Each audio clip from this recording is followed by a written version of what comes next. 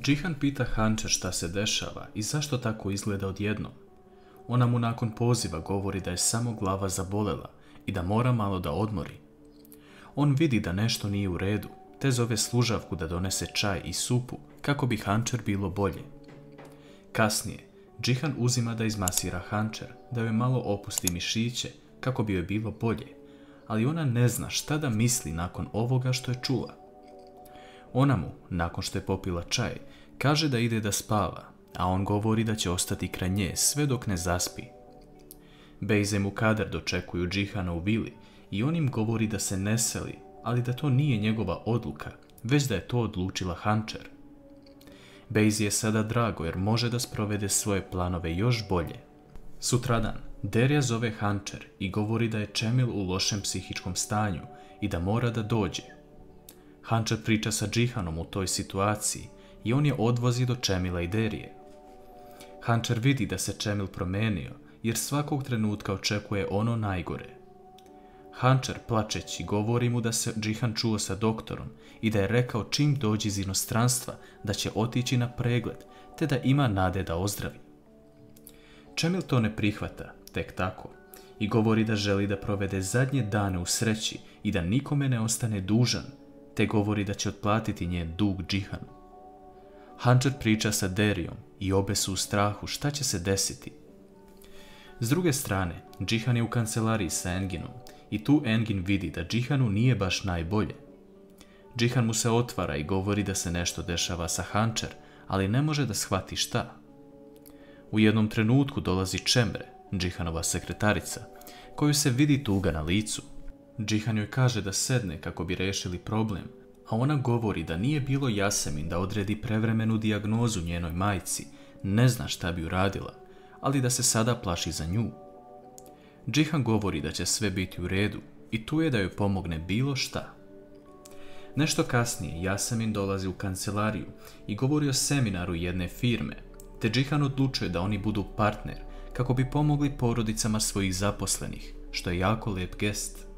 Hančer uveče plače na krevetu i Džihan to vidi te joj prilazi, a ona mu odgovara da joj je brat jako loše i da se plaši za njega. Džihan ubrzo odlazi jer je obećao Mine da idu u bioskop, a u tom trenutku Hančer zove Bejzu da se nađu napolju. Bejza dolazi i pita šta se dešava, a Hančer joj govori da ona mora poslati poruku Džihanovoj bivšoj ženi, ne znajući da njegova bivša žena stoji ispred nje. Kakav će plan Bejza sada smisliti kada joj je Hančer došla pred noge?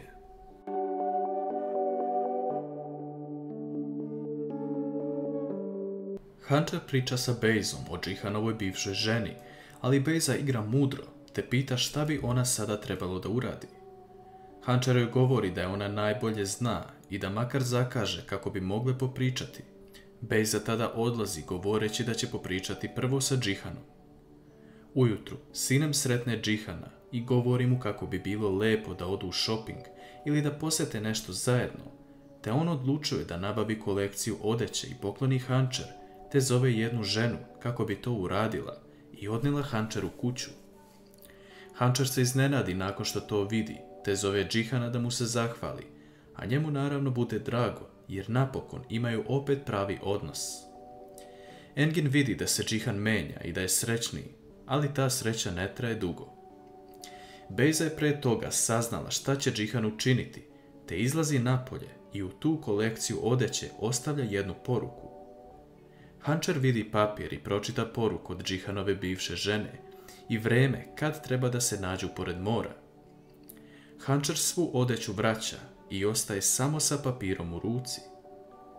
Džihan u međuvremenu dolazi i vidi šta se dešava, ali Hančer mu govori da joj se samo haljine nisu svidele i vratila ih je te odlazi u sobu. Nešto kasnije Džihan vidi Hančer kako izlazi iz kuće i kreće negde sama i odlučuje da je prati. Međutim, Bejza je ta koja sprovodi ovaj plan i ona čeka Hančer da dođe u određeno vreme na klupu kako bi joj sve rekla u lice. Mukader zove Nusreta i pita da li je Bejza kod njega, što on odmah shvata da nešto radi na svoju ruku, te pronalazi njenu lokaciju i odlazi pre nego što ona dođe kod Hančer. U tom istom trenutku se pojavljuje Džihan i pita Hančer šta ona radi sama na klupi. Hančer mu govori da čeka njegovu bivšu ženu kako bi popričale, ali u tom trenutku zvoni telefon i Hančer moli Džihana da se javi. Džihan se javlja i dobija lošu vest za Čemila. Da li će Čemil preživjeti?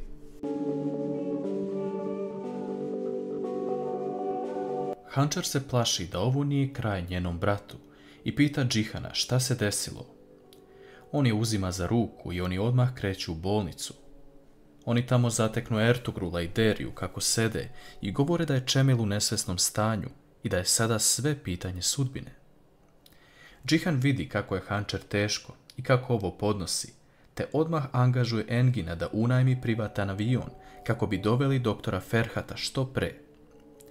Jedan doktor kod kojeg Džihan ide da popriča o trenutnoj situaciji govori da je jedini način ta operacija, ali ni ona nije uvijek skroz sigurna. S druge strane, Nusret dovodi Bejzu u svoju kuću i viče na nju, govoreći da prelazi sve granice i da mora da se smiri. Bejza ga moli da joj oprosti i da je shvatila svoju grešku, te nakon tog razgovora odlazi u vilu. U jednom trenutku dolazi šofer koji prenosi vesti u vili da je spreman avion za doktora koji će operisati Čemila, ali tada Bejza odlazi u sobu i zove Hančer, te ponovo govori da je zove Džihanova bivša žena.